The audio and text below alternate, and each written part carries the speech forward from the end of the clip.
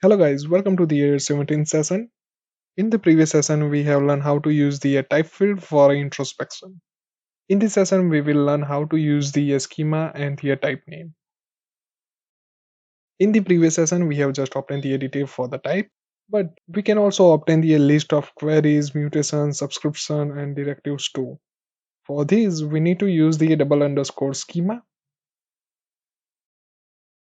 Within that, let's obtain the query type. For each field, we are interested to obtain just name,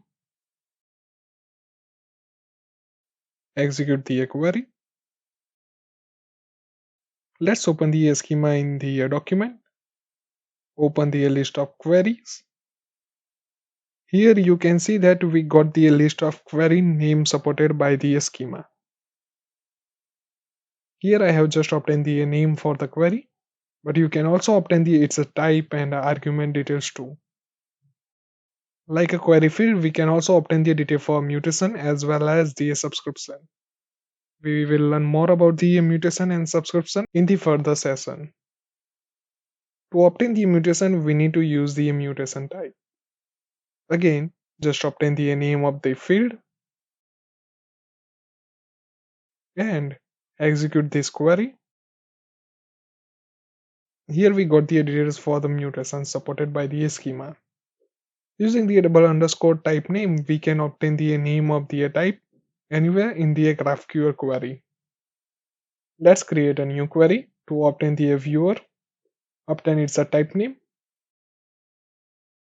From this, obtain the message from the status. Along with this, obtain the type name too. Let's run this query. Here, viewer return the user type and the status will return the user status type. Let's see what we have learned in this session. Using the schema, we can obtain the details for the query, mutation, subscription, and the directives.